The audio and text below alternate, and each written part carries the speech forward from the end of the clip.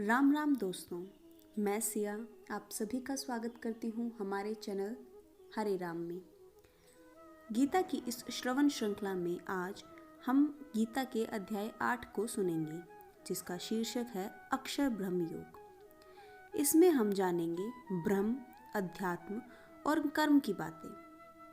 तो चलिए इसी के साथ श्री कृष्ण भगवान का नाम लेते हुए शुरू करते हैं अध्याय 8। तो बोलिए मेरे साथ, जय श्री कृष्णा। अर्जुन बोले, हे पुरुषोत्तम, वह ब्रह्म क्या है, अध्यात्म क्या है, कर्म क्या है, अधिभूत किसको कहा गया है और अधिदेव किसको कहते हैं। हे मधुसूदन, यहाँ अधियज्ञ कौन है और वह इस शरीर में कैसे है। नियंत्रित मन वाले मनुष्यों के द्वारा अंतकाल में आप किस तरह जानने में आते हैं।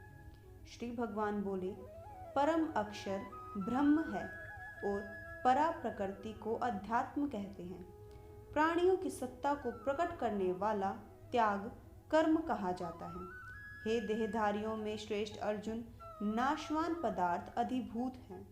पुरुष यानी हिरण्य में ब्रह्मा अधिदेव हैं और इस शरीर में अंतर्यामी रूप से मैं ही अधियज्ञ हूँ। जो मनुष्य अंतकाल में मेरा स्मरण करते हुए शरीर छोड़ता है, वह मेरे ही स्वरूप को ही प्राप्त होता है, इसमें संदेह नहीं है।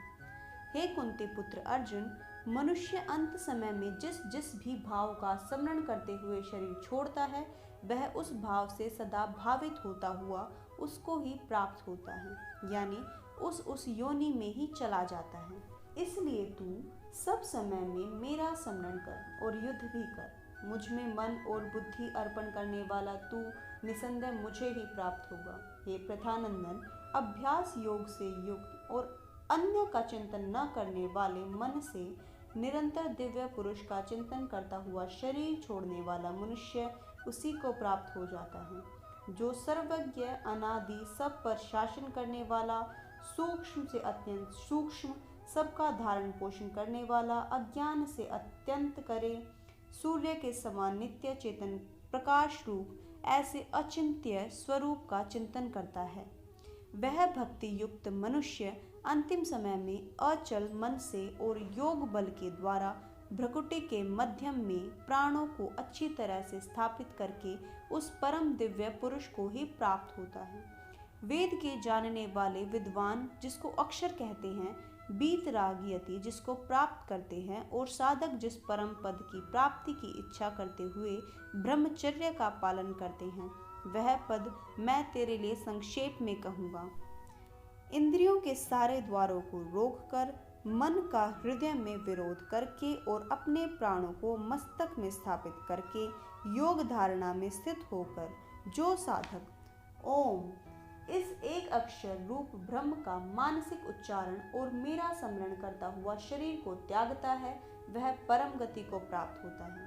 हे प्रथानंदन, अनन्य मन वाला जो मनुष्य नित्य निरंतर मेरा स्मरण करता है, उस नित्य निरंतर मुझ में युक्त योगी के लिए मैं सुलभ हूँ, यानी उसको सहजता से प्राप्त हो जाता हूँ।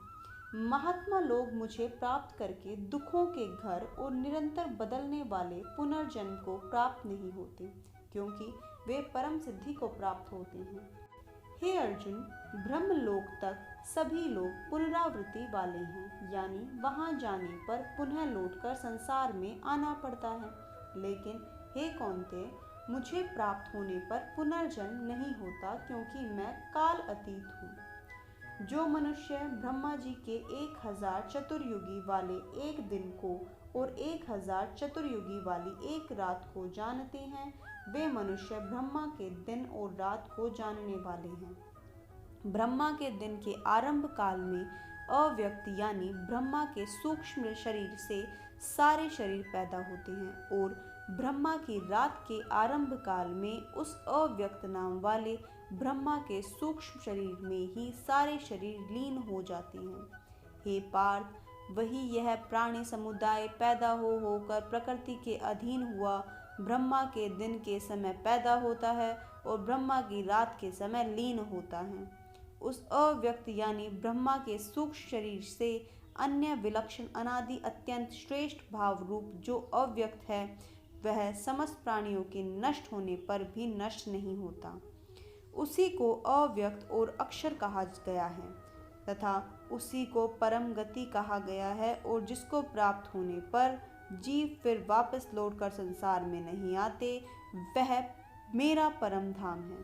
हे पृथानंदन अर्जुन, समस्त प्राणी जिसके अंतर्गत हैं और जिससे यह सारा संसार व्याप्त है, वह परम पुरुष परमात्मा तो अन्वय भक्ति से ही प्राप्त होने योग्य है। हे भरतवंशियों में श्रेष्ठ अर्जुन, जिस काल में शरीर त्याग कर गए हुए योगी वापस न लौटकर आने की गति को प्राप्त होते हैं और जिस मार्ग में वापस लौटकर आते हैं उस काल को यानी दोनों मार्गों को मैं कहूँगा। जिस मार्ग में ज्योतिर्मय अग्नि अधिपति देवता, दिन का अधिपति देवता, शुक्ल पक्ष का अधिपति देवता और 6 महीनों वाले उत्तरायण का अधिपति देवता है, उस मार्ग में शरीर त्याग कर गए हुए ब्रह्मवेता पुरुष ब्रह्म को प्राप्त हो जाते हैं, यानी उपयुक्त देवताओं द्वारा क्रम से ले जाए जाकर ब्रह्म को प्राप्त होते हैं। जिस मार्ग में धूम का अधिपति देवता, रात का अधिपति देवता, कृष्ण पक्ष का अधिपति देवता और 6 महीनों वाले दक्षिणायन का अधिपति देवता है, शरीर त्याग कर उस मार्ग से गया हुआ योगी चंद्रमा की ज्योति को प्राप्त होकर लौट आता है, यानी जन्म मरण को प्राप्त होता है। क्योंकि शुक्ल और कृष्ण ये दोनों गतियां अनादिकाल से प्राणी मात्र के साथ संबंध रखने वाली मानी गई हैं। इनमें से एक गति में जाने वाले को लौटना नहीं पड़ता, वह परम गति को प्राप्त होता है, और दूसरे गति में जाने वाले को पुनः लौटना पड़ता है, यानी जन्म मृत्यु को प्राप्त होता है। हे पृथानंदन, इस तरह इन दोनों मार्गों को जानने वाला कोई भी योगी मोहित नहीं होता। इसलिए हे अर्जुन, तू सब समय में योग मुक्त हो जा। योगी जन इस रहस्य को जानकर वेदों में, यज्ञों में, तपों में और दान में जो जो पुण्य फल कहे गए हैं उन सभी पुण्य फलों का उल्लंघन कर जाता है और आदि स्थान परमात्मा को प्राप्त होता है। तो इसी के साथ 8वां अध्याय पूर्ण हुआ। तो मिलते हैं अगले एपिसोड में एक नए अध्याय के साथ। तब तक के लिए आप सभी को मेरी राम राम।